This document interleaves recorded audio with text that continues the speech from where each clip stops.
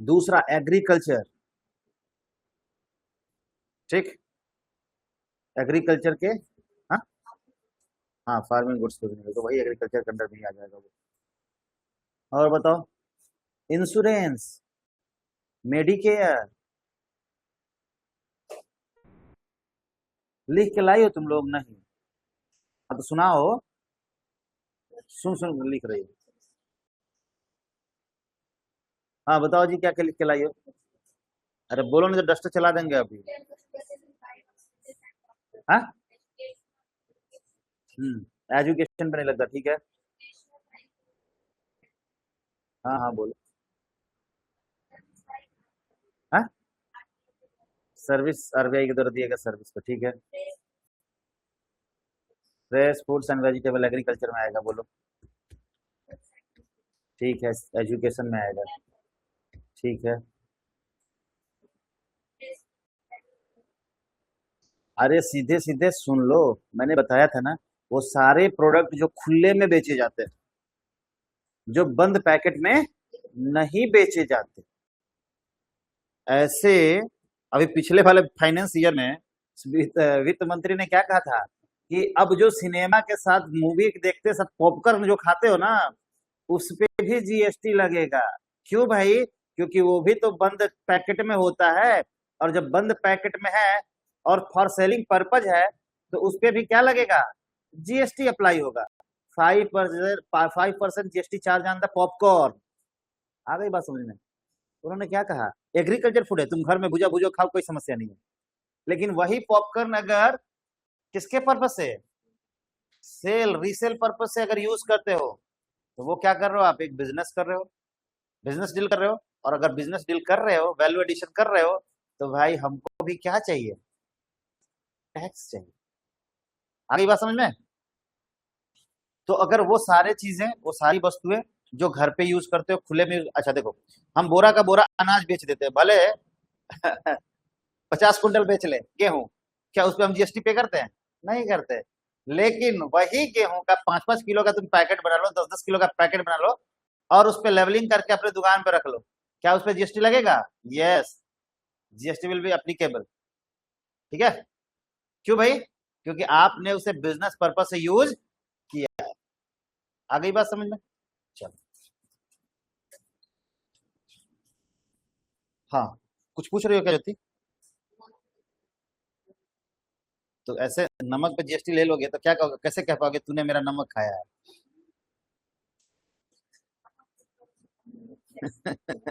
कैसे बोलोगे, तुम ही बताओ। बोल पाओगी कि तुमने मेरा नमक खाया खाया है?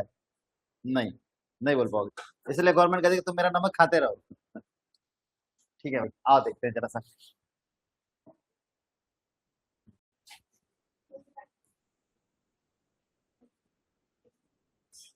टॉपिक क्या लिखवाया था बाबू, बताओ जल्दी फटाफट। मैंने बोला था कि लिख के लाना, कौन कौन लिखा है ईमानदारी से बताना। अरे जो तुमको भेजा था टेलीग्राम पे, यही समस्या है, मैं इसीलिए नहीं भेजता कोई भी चीज।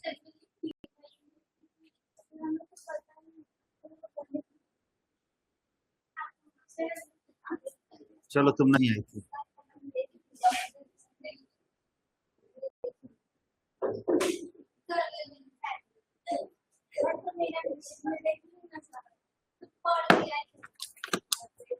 हे प्रभु, हे प्रभु, माफ कर देना प्रभु, गलती हो गई हमसे, हमसे गलती हो गई है भाई, चलो, हमसे गलती हो गई।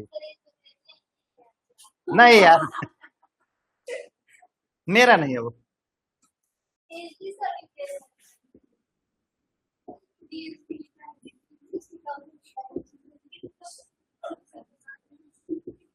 अरे मेरा नहीं है भाई, वो जीएसटी का है, मेरा थोड़ी कुछ है उसमें।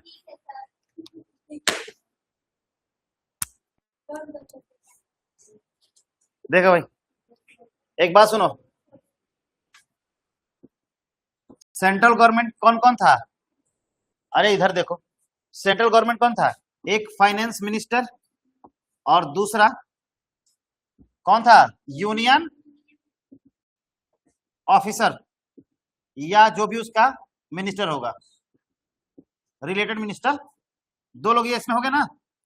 सीजी के पास कितने लोग हो गए? अरे finance minister, central finance minister, और ये कितने हो गए? नंबर 2 हो गए। और स्टेट गवर्नमेंट के पास कितने हो गए? 28 स्टेट प्लस 3 यूनियन टेरिटरीज, कितने हो गए? 31। और टोटल कितने होंगे अब? 33। यानी 33 इज द 100% वोटिंग। इस 30% को 33% को क्या मानोगे कि ये 100% वोटिंग राइट है ना? यानी 33%। देखो आज तक जितनी भी जीएसटी काउंसिल की मीटिंग हुई है, कभी ऐसा हुआ ही नहीं है ना कि जो उसके मेंबर है एक भी मेंबर एब्सेंट हो। किसी भी मीटिंग में कोई मेंबर एब्सेंट नहीं होता। और कह रहा है कि अगर तुम्हें कोई भी रेजोल्यूशन पास करानी है तो आपके पास 2/3 की मेजोरिटी होनी चाहिए, 2/3 बहुमत होना चाहिए। 75%, कितना? 75% वोटिंग राइट आपके फेवर में होनी चाहिए, तब जाके आप कोई भी एक्ट पास करा पाओगे। कहां पे? जीएसटी काउंसिल के अंदर। आगे बात समझ में? अगर कुछ भी छेड़छाड़ करना है उसके लॉ के साथ, उसके कानून के साथ, तो पहले आपको 75%, 2/3 वोटिंग राइट के साथ रेजोल्यूशन पास करना होगा, देन कोई अमेंडमेंट हो सकता है, अन्यथा आप उससे छेड़छाड़ नहीं कर सकते। आगे बात समझे? तो ये देखो, सेंट्रल गवर्नमेंट के वोट को कितना माना गया है? सेंट्रल गवर्नमेंट के वोट कितने माने गए भाई, बता तो दो। हाँ बोलो। सेंट्रल गवर्नमेंट को हम एक ही मानते हैं ना, सेंट्रल गवर्नमेंट को एक ही मानते हैं, ठीक है। और उसकी वोटिंग राइट कितनी होगी? एक ही होगी, लेकिन शेयरिंग कितनी है उस पूरे वोट में? लिखवाया था, कॉपी खोलिए और देखिए, 1/3 था ना।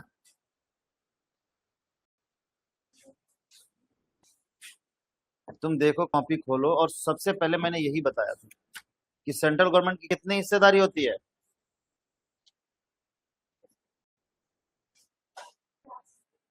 देखो सुन लो, सुन लो, the vote of the central government shall be have weighted 1/3।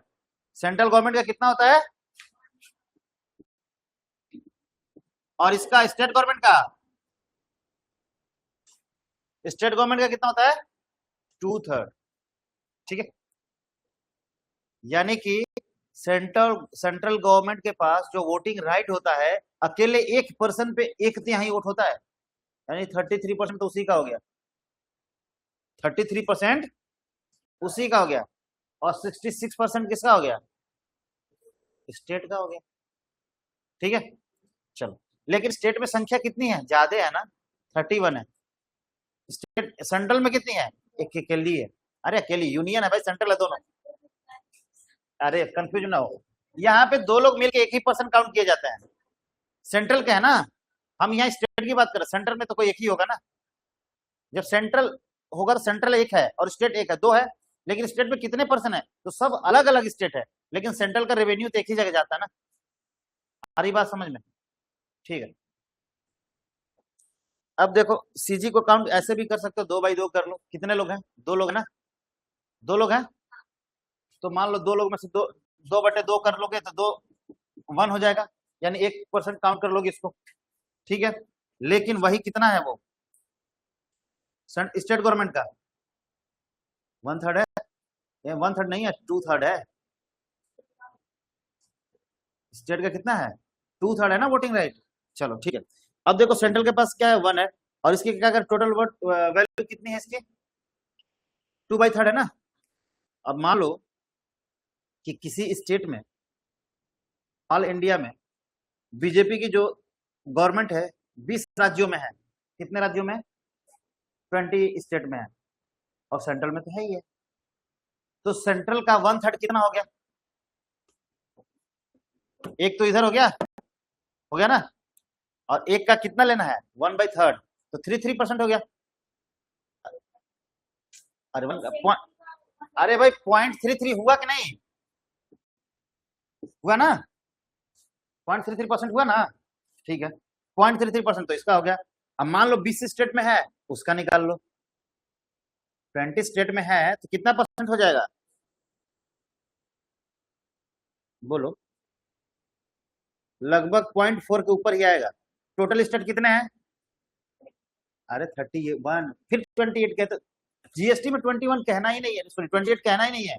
3 legislature है ना, मैंने 3 प्लस क्यों किया है, 3 लेजिस्लेचर है यूनियन टेरिटरीज के पास, वो भी स्टेट की तरह काउंट होते हैं, हमें 31 ही लेना है। ठीक है, तो 20/31 कर लो, करो।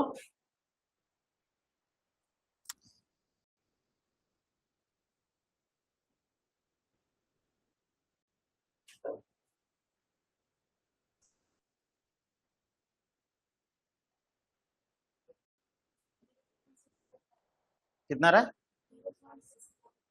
0.645, ठीक है। अब 0.64 प्लस 0.33, ठीक है। टोटल कितना है, एक काउंट करना है, यानी टोटल संख्या एक है, और उसमें 0.75 से अगर एबव हो गया तो रूल पास हो जाएगा, हो जाएगा। अब इसकी मेजोरिटी पास हो जाएगी कि नहीं हो जाएगी, इजिली पास हो जाएगी, अब इसे कोई रोक नहीं सकता। विपक्ष वाले चाहे कुछ भी कहें करते रह जाओ, मतलब है, हाँ, कुछ नहीं। और इसी तरीके से इसलिए गवर्नमेंट चाहती है कि अधिक से अधिक स्टेट में हमारा अगर सरकार होगा तो हम जो भी रेजोल्यूशन पास करना चाहे वो इजिली कर सकते हैं, अन्यथा हम कोई भी रेजोल्यूशन पास कर सकते हैं नहीं। जब हमारा बहुमत ही नहीं होगा तो हम कैसे किसी भी बिल को पास कर सकते हैं, इसलिए गवर्नमेंट चाहती है कि हमें क्या करना है, पास करना है। आगे बात समझ, चलो अगला क्या है भाई, तो ये बात पता चल गया कितना स्टेट में क्या होता है, कैसे होता है, काउंट कैसे करेंगे, ठीक है।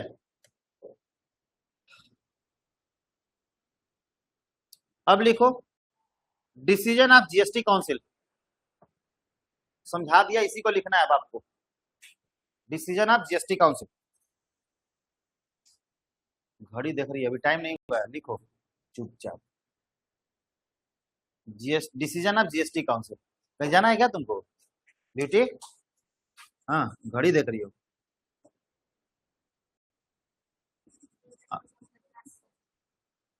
अच्छा इसलिए देख रही हो, तो पहले बता देते, मैं आया ही नहीं होता, मैं भी आराम कर लेता। चलो लिखो भाई, every decision of GST council, every decision of GST Council, every decision of GST Council shall be by a majority, by a majority, shall be by a majority, by a majority, by a majority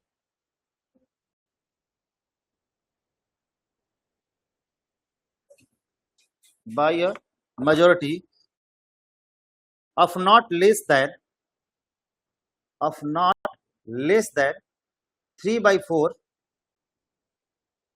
3/4, यानी 2 इसका हिस्सा, 1 central का हिस्सा, total 4 है ना, divide करेंगे 1/4, 2/4, 3/4, यानी 75% को अगर हम भिन्न में कन्वर्ट करेंगे तो किसमें होगा बताओ, 3/4 ही होगा ना।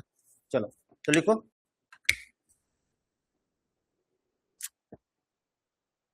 हाँ less than 3/4 of the vote of the vote of the member present and voting of the vote of the member present and voting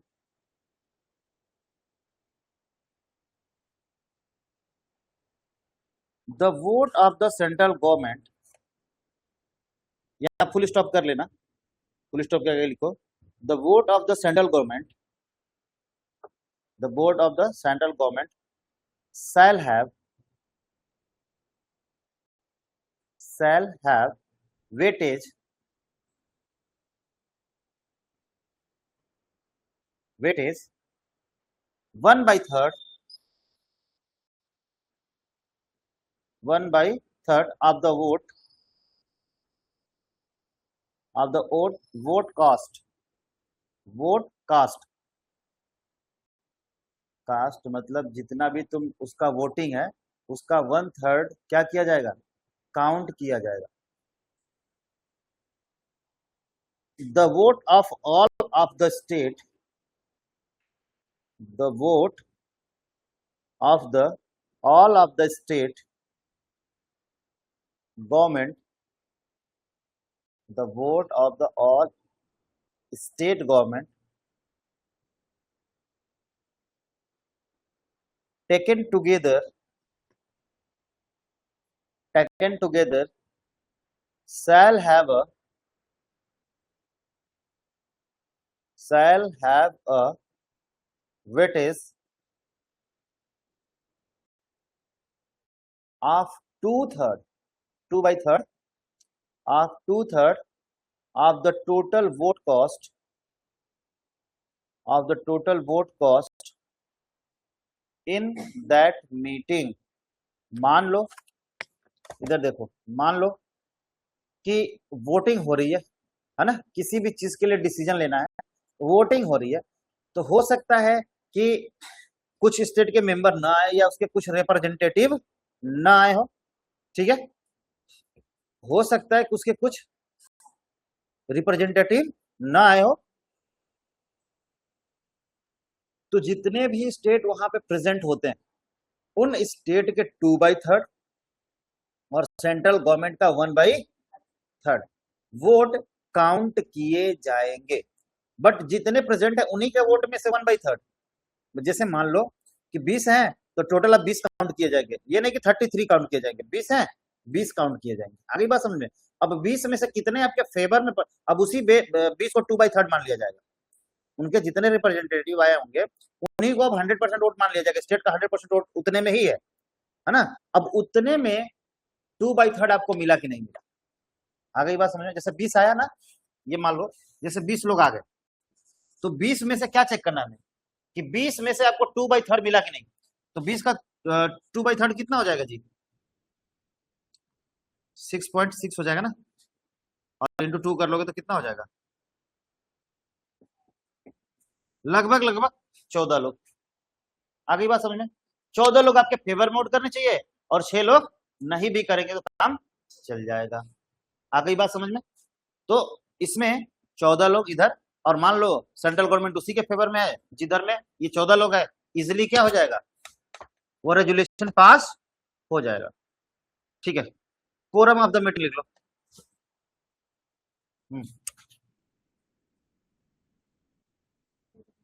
क्या quorum, QUORUM, quorum of the meeting. अरे कंपनी लॉ में quorum पढ़ाया था ना आपको meeting वाले chapter में, quorum, वही कोरम, कितने कम कैंडिडेट रहेंगे तो कोरम पूरा हो जाएगा उस मीटिंग का, ठीक है ना, उसी के बारे में लिखना। लिखो, the quorum at the various meeting,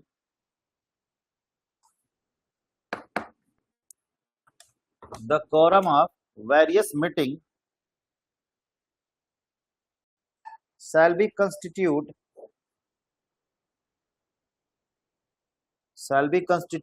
by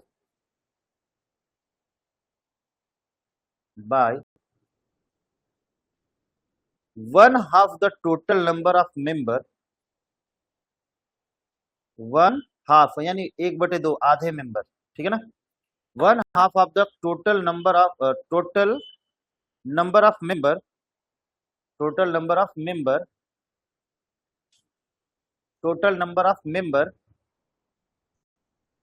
of the GST council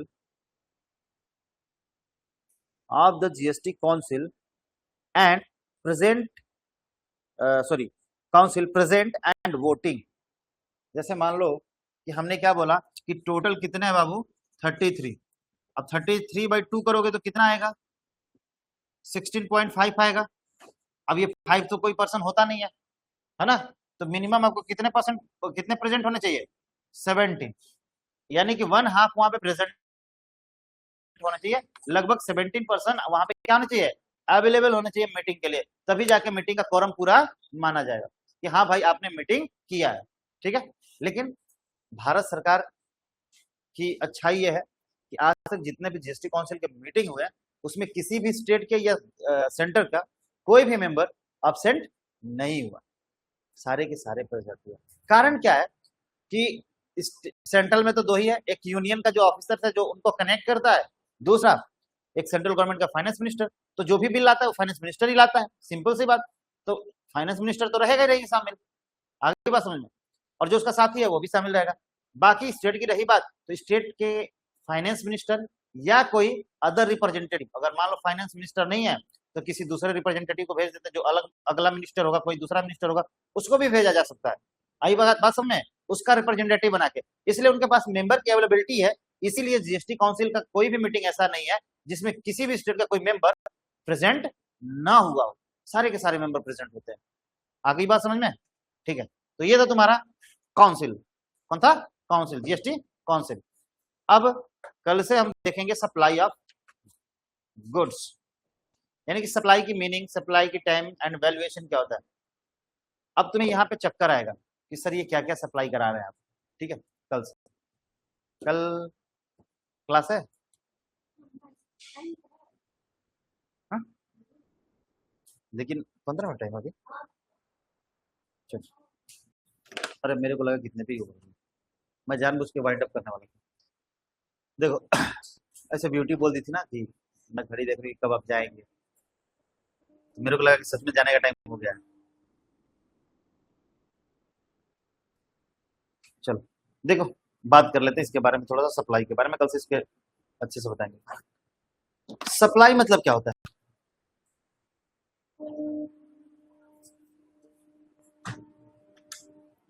supply मतलब क्या होता है? निर्यात, आपूर्ति, एक्सपोर्ट इंपोर्ट, कहना भी मत कभी। सप्लाई का मतलब होता है क्या? पूर्ति करना। अगर तुम्हारे पास कोई चीज नहीं है, हम तुम्हें सप्लाई कर रहे हैं, क्या करने के लिए? उस चीज की पूर्ति करने के लिए, ठीक। इसीलिए कहते हैं हिंदी की तरफ मत जाओ तुम लोग।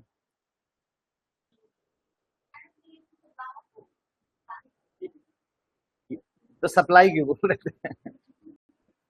चलो देखो, सप्लाई ऑफ गुड्स,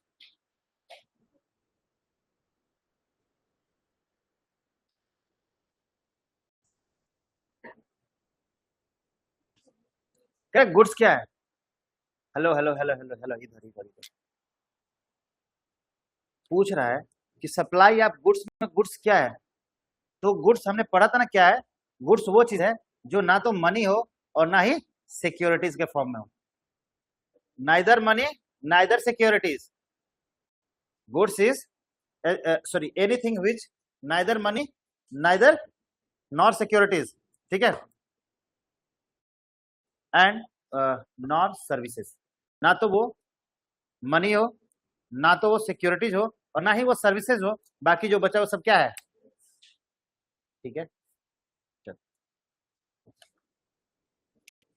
अब देखो, बताओ मेरी बात, क्या हम सर्विसेज की सप्लाई करते हैं? सर्विसेज की सप्लाई करते हैं?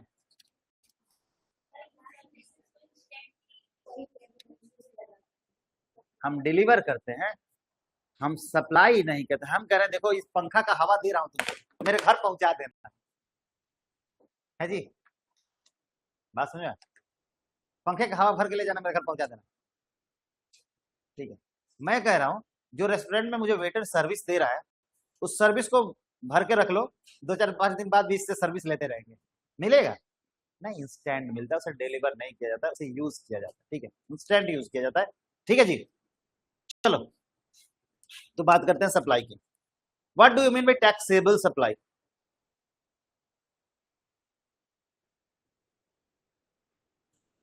टैक्सेबल सप्लाई क्या है? सप्लाई ऑफ गुड्स मतलब क्या समझ गए? जब हम किसी सामान को एक जगह से दूसरी जगह तक बेचते हैं, मूवेबल गुड्स को, एनीथिंग्स हु आर मूवेबल, बट वो मनी नहीं होनी चाहिए, सिक्योरिटीज नहीं होनी चाहिए, और सर्विसेज नहीं होनी चाहिए, और उसे हम क्या करते हैं? एक जगह से दूसरी जगह बेचते हैं, या दूसरी जगह से कहीं खरीद के ले जाते हैं, वही क्या है, सप्लाई है। ठीक है, तो ऐसी सप्लाई जो किसी ना किसी या ऐसी सर्विसेज जिस पे कोई ना कोई चार्ज किया जाता है, क्या किया जाता है, किसके रूप में, प्रॉफिट के रूप में। किसके रूप में, अरे भाई मैं क्या बोला, नो प्रॉफिट नो जीएसटी यार, प्रॉफिट नहीं है, जीएसटी नहीं है, सिंपल सी बात। प्रॉफिट है तभी जीएसटी है, क्योंकि जो भी जीएसटी आपको पे करना है वैल्यू एडिशन पे करना है। हमने एक छोटा सा सवाल करके देखा था ना कि हम जब भी पे कर रहे थे वो किस पे कर रहे थे, सिर्फ और सिर्फ जो वैल्यू एड कर रहे थे उसी पे कर रहे थे। तो जब हम वैल्यू एडिशन करेंगे नहीं तो हम जीएसटी पे करेंगे, बिल्कुल नहीं। ठीक है, चलो, तो कह रहा है कि देखो a taxable supply means the supply of goods and services both which are chargeable to goods and services tax under that GST Act। यानी कि अगर हम चार्ज करते हैं टैक्स को तो फिर हमें टैक्स पे करना है, अगर चार्ज नहीं करते तो पे नहीं करना है। मैं कहूं कि ये डस्टर मैं सबको फ्री में बांट रहा हूं, ले जाओ फ्री में फ्री में फ्री में फ्री में। ठीक है, जैसा लंगर लगता है, बरसात लगता है भंडारा वाला, ले जाओ फ्री में फ्री में फ्री में फ्री में फ्री में। ठीक है, क्या आपने उसके लिए कोई पेमेंट किया है, उसके बदले आपको कोई इनवॉइस मिली है, क्या उस इनवॉइस में जीएसटी का डिक्लेरेशन है, नहीं है। तो भाई ऐसे सप्लाई को हम टैक्सेबल सप्लाई नहीं मानते। क्या करते हैं, टैक्सेबल सप्लाई नहीं मानते हैं।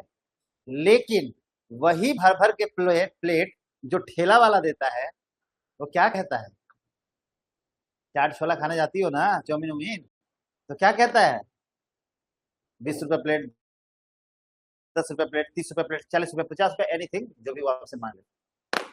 तो देखो लीगल तरीके से तो जीएसटी पे नहीं कर रहा है क्योंकि वो थ्रेश होल्ड लिमिट से क्या है, नीचे है। बट क्या आप उसके लिए पेमेंट करते हो कि नहीं करते, करते हो ना। तो एक बात बताओ, क्या वो टैक्सेबल इवेंट है कि नहीं है, क्योंकि जिसने जितना भी उसने सामान खरीदा होगा, रॉ मटेरियल खरीदा होगा, उसके ऊपर उसने टैक्स पे करा होगा। तो भाई वो सारा टैक्स का प्राइस कहाँ जुड़ा, उसके उस प्रोडक्ट में जुड़ा ना, जो प्रोडक्ट वो बनाया है। वो सारा पैसा कहाँ से निकालेगा, उसी छोले समोसे और चाउमीन से निकालेगा। ठीक है, प्राइस में ऐड करके। और जैसे ही उसकी थ्रेशोल्ड लिमिट क्रॉस करेगी, या तो वो खुद जाके खुद को रजिस्टर्ड कराएगा, नहीं तो जीएसटी काउंसिल खुद ही रजिस्टर कर देती है। आ जाओ बाबू, नोटिस आ गया तुम्हारे घर, क्योंकि तुम्हारे हर एक ट्रांजेक्शन पे गवर्नमेंट का क्या होता है। अभी हाल ही में एक गोलगप्पा वाला पकड़ा गया था, गोलगप्पा वाला, मात्र गोलगप्पा वाला। भाई साहब पता नहीं कहाँ था, कहाँ का था, मुंबई का था कि दिल्ली का था कि बेंगलोर का था, कहीं कहीं मेट्रो सिटी का ही था कोई बंदा, मेट्रो स्टेशन के नीचे ही गोलगप्पा लगाता था तो मेट्रो सिटी का था। और उसकी ट्रांजेक्शन जो थी बाबू, 70 लाख रुपया लीगल थी, सिर्फ स्कैनर और पेमेंट से, लीगल, विदाउट कैश। नहीं समझे बात को, यानी कि जिन लोगों ने सिर्फ उसके मोबाइल नंबर पे और स्कैनर से पे करा था वो 70 लाख था। अब सोचो उसके कैश कितने होंगे, उतना कैश भी समझ लेना, क्या दिक्कत है। तो कैश तो हाइड हो गया, कह देगा कि भाई साहब मैं तो ऑनलाइन ही लेता हूँ, कैश की कोई गारंटी है नहीं। जब उसके घर पे छापा पड़ा तो उसके घर से 1.5 करोड़ रुपया निकला, 1.5 करोड़ रुपया निकला उसके घर से, गोलगप्पे वाले के घर से।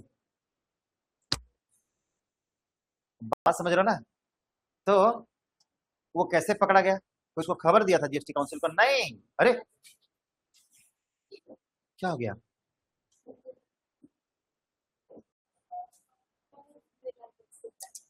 अच्छा कटआउट रह गया, हाँ कोई बात नहीं यार, इतना तो होता रहता है।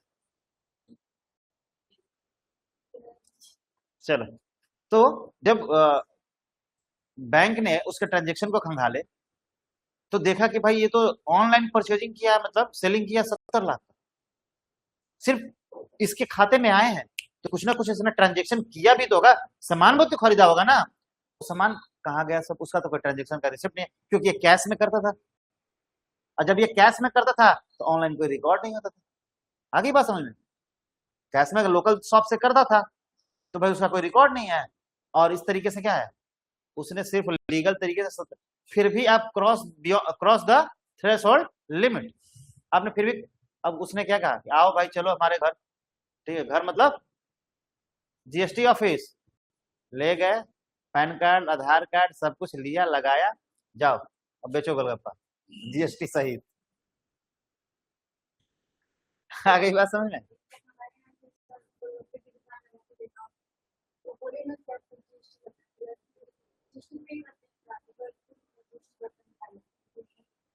क्या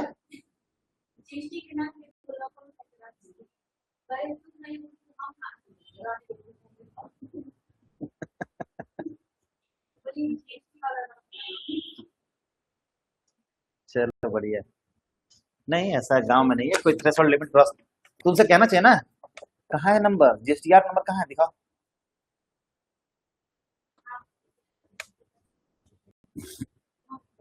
जब हम दुकान पे जाते हैं, ऐसे दुकान वाले कहते हैं कि पता है सामान क्यों महंगा हो गया है, जीएसटी लगने से।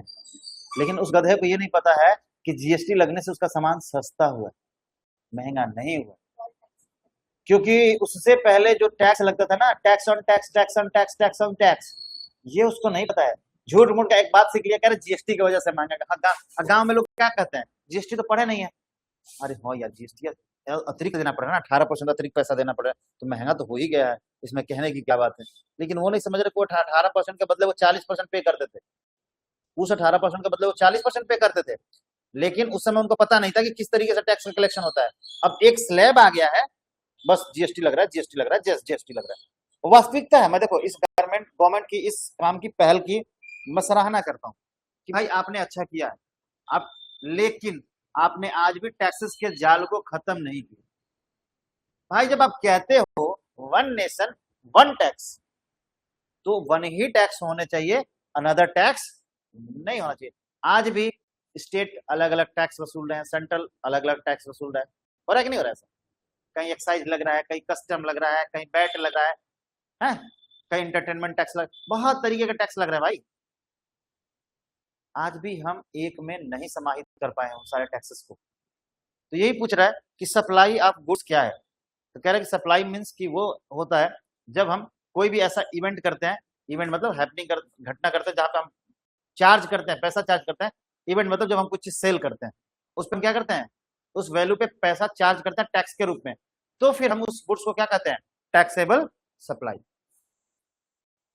चाहे हम उसको टैक्स पे करें या उसे टैक्स ले, ये दोनों टैक्सेबल सप्लाई के अंदर आए। ठीक है, अगर कोई हमको टैक्सेबल टैक्स हमसे ले रहा है, यानी कि वो टैक्सेबल सप्लाई कर रहा है, या हम किसी से टैक्स ले रहे हैं तो हम टैक्सेबल सप्लाई कर रहे हैं। ठीक है, दोनों तरीके से टैक्सेबल सप्लाई हो रहा है। देखो, correct, goods and service tax levied on the principle of destination based consumption taxation.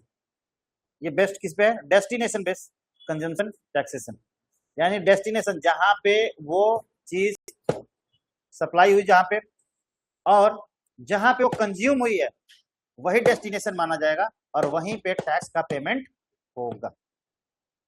Against the earlier principle of the origin based taxation, यानी पहले क्या था कि पहले ओरिजिन पे लगता था, कहां लगता था टैक्स, यानी जो स्टेट सप्लाई करता था उसको टैक्स मिलता था।